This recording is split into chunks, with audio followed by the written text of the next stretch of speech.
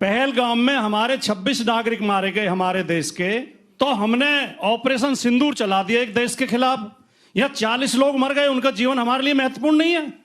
क्या इस पर चर्चा होनी चाहिए, नहीं होनी चाहिए? क्या इन पर इतना बोझ क्यों बनाया गया? इतना कम समय इन्हें क्यों दिया गया? 1 महीने में एसआईआर होनी क्यों जरूरी थी? ऐसी क्या आपात स्थिति थी? क्या इसके लिए 3 महीने का समय नहीं दिया जा सकता था? उन्हें पर्याप्त ट्रेनिंग नहीं दी गई, उन्हें पर्याप्त संसाधन नहीं दिए गए।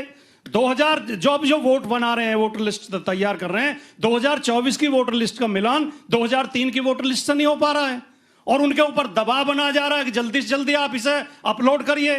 पोर्टल खुलता है सुबह 6 बजे से 10 बजे तक, रात को 10 बजे से 12 बजे तक। वो रात भर जाग कर काम कर रहे हैं, उनके ऊपर अतिरिक्त दबाव है। इससे हमें संदेह हो रहा है कि कहीं ना कहीं धांधली का विचार है। और अमीन साहब, आपने जो कहा वोट चोरी कहां हुई, ये नारे होते हैं। जब 75 में इस देश में नारा लगता था कि खा गई चीनी पी गई तेल, ये देखो इंदिरा के खेल, तो इंदिरा ने ना तो चीनी खाई थी ना तेल पिया था।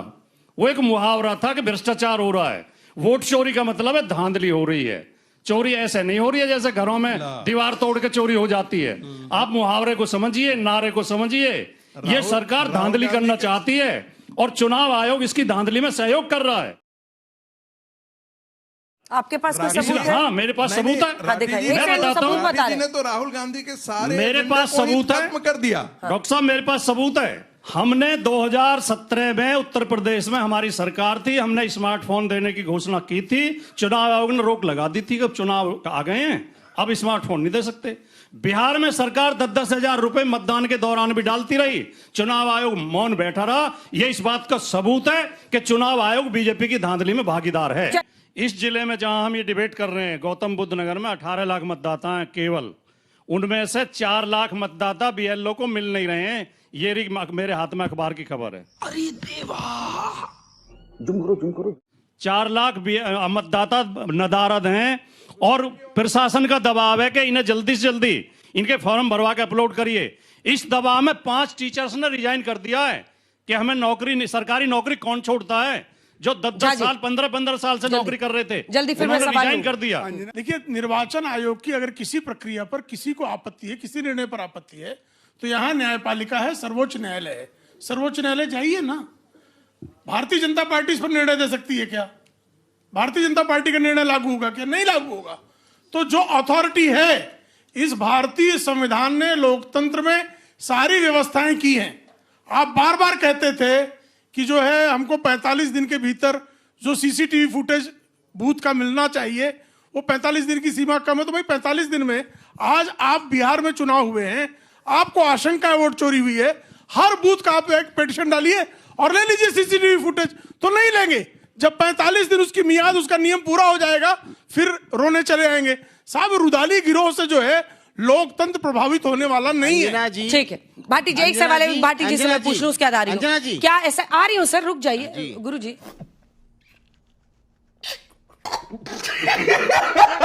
क्या अखिलेश यादव भी एसआईआर का फॉर्म भरते हैं तो वो भी इस प्रक्रिया में विश्वास नहीं करते हैं?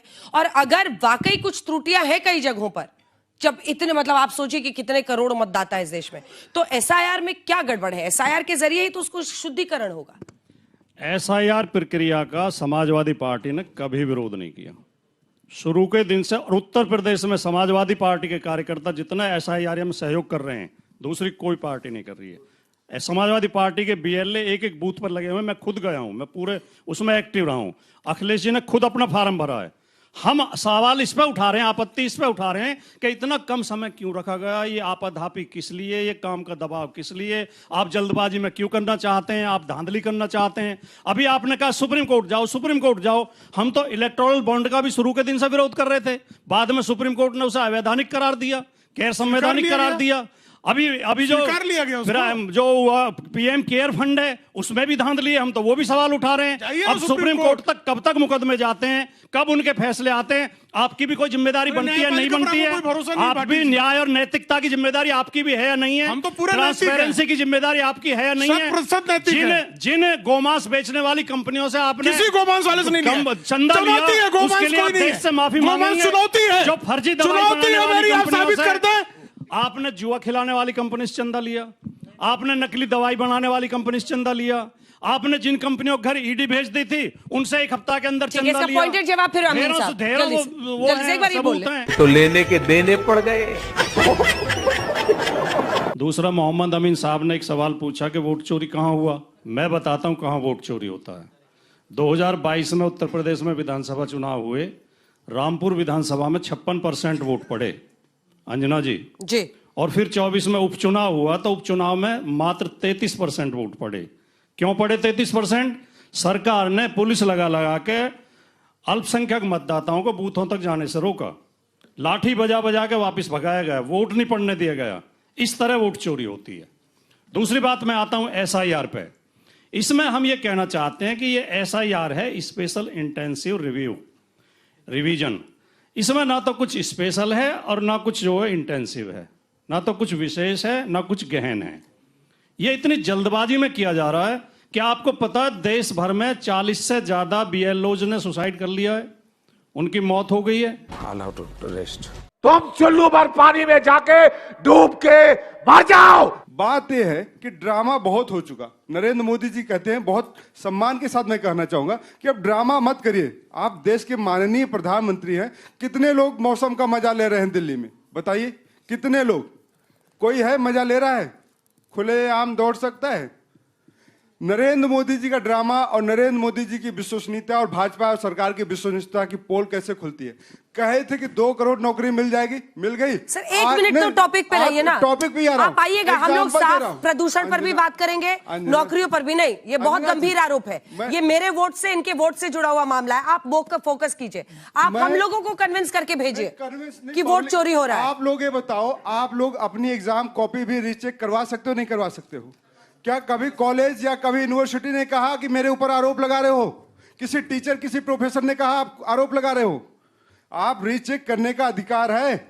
हम जनता हैं, आप जनता है। हम जानना चाहते हैं कि हम जब वोट देते हैं और हमारा वोट जिस पार्टी को जाता है वहां पे एक व्यक्ति को नहीं मिलता है। कई ऐसे कैंडिडेट आए हैं जिनको कहते हैं कि हमारे घर के लोगों ने हमें वोट नहीं दिया। कहीं रिपोलिंग करवाई? कहीं रिपोलिंग नहीं हुई है बिहार में। देखिए, किसी ने अर्जी नहीं डाली है। ज्ञानेश जी तो अब ये कहते हैं कि हम महिलाओं की, माताओं की, बहनों की अपनी तो वीडियो रिलीज नहीं करेंगे, चेहरा नहीं दिखाएंगे और फिर 45 दिन है बिहार में भी, आप करवा लीजिए। बीच में ना बोल। ये संस्कार है हमारे, लेकिन भाजपा वालों के ऐसे नहीं है। मैंने इनके बीच में नहीं बोला था, लेकिन ये बीच में बोले। आज आप ये बताइए, इनके यही मेरा सवाल है। नहीं, अमीन साहब का एक सिंपल सवाल है, ये कहाँ हो रहा है, कौन कर रहा है? बूथ लेवल ऑफिसर कर रहा है, ज्ञानेश कुमार कर रहे हैं, कौन कर रहा है? वो कह रहे हैं कहाँ चोरी होता है और कैसे? अब देखिए, संसद भवन के हाथ कंगन को आरसी किया, पढ़े लिखे को फारसी किया। संसद भवन में चर्चा होगी, सारे विपक्ष के नेता प्रूफ के सहित वहां पे बताएंगे। अभी आपको पता नहीं? हमको पता है, आपको भी पता चलेगा संसद के माध्यम से, क्योंकि जो संसद के पटल में बात की जाएगी वो पूरे देश में प्रामाणिकता के साथ। आप लोग सवाल उठाते हैं विपक्ष से कि विपक्ष बताए, इस सरकार को बताने की जरूरत है, विपक्ष को बताने की जरूरत है। विपक्ष सवाल कर रहा है और आप विपक्ष से सवाल करते हैं कि आप आरोप लगा दिए। चोर, अगर आपके घर में चोरी हो जाए, आप पुलिस थाने जाओ और पुलिस कहेगी एफिडेविट लिख के आओ कि आपके घर में चोरी हुई है। ये है आज का कानून। बेशर्मो, शर्म करो, शर्म। अंजना जी, ये कह देना कि 1000 लोग हैं और एक BLO जाके भर सकता है, तो आप किसी से गलत कराएंगे तो सुसाइड तो करेगा ही ना भाई। जितने लोगों को वीडियो वायरल हुए हैं, जितने BLO कह रहे हैं कि हमारे ऊपर प्रेशर है। प्रेशर किस चीज का है? एक आदमी को 30 फॉर्म भरना कोई बड़ी बात नहीं है, लेकिन एक आदमी से कहा जाता है कि 300 लोगों का नाम ढूंढ के एक घर में भरो और एक घर में दिखाओ कि यहाँ 300 लोग रहते हैं, भाजपा के कार्यकर्ता रहते हैं, तब वो सुसाइड करता है, क्योंकि वो राष्ट्र भक्त होता है और भाजपा भक्त बनने से इनकार कर देता है। बिहार में इन्होंने इतना शोर मचाया कि लोगों के वोट काट दिए। सुप्रीम कोर्ट बारंबार कह रहा है कि एक वैध वोटर ले आइए जिसका नाम काट दिया गया हो। ये महीनों बीत गए, नहीं ले जा पाए, तो कितना झूठ बोलेंगे भाई? ये झूठ की कोई लिमिट होती है कि नहीं होती है? बिहार में ले नहीं जा पा रहे, बाकी जगह चिल्ला रहे हैं। कानून बदल दिया जाए कि आप चुनाव आयोग पे कार्यवाही नहीं कर सकते। चुनाव आयोग की चयन प्रक्रिया को जब आप बदल देते हैं, कोर्ट क्या होता है? संसद से बड़ा इस देश में कोई नहीं। जब संसद कानून पास करता है तो कोर्ट उसके हिसाब से कार्यवाही करता है। कोर्ट का अपना एक दायरा है, लेकिन इस देश में संसद सबसे बड़ी है। जब संसद भवन के अंदर हम चर्चा मांगते हैं, जब संसद भवन के अंदर हम कहते हैं कि आप आइए बात करिए, इस पर डिस्कशन करिए, तो आप भागते क्यों हैं? सवाल ये है, चोर की दाढ़ी में तिनका।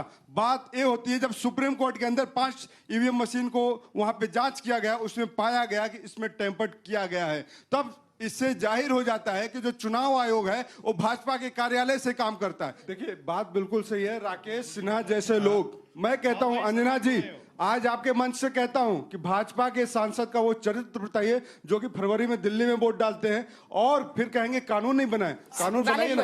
राकेश सिन्हा जैसे लोग फिर रहते दिल्ली में, पढ़ाते दिल्ली में, आते दिल्ली का है और जाते हैं वोट डालने बिहार में और कहते हैं मैं बिहार शिफ्ट हो गया।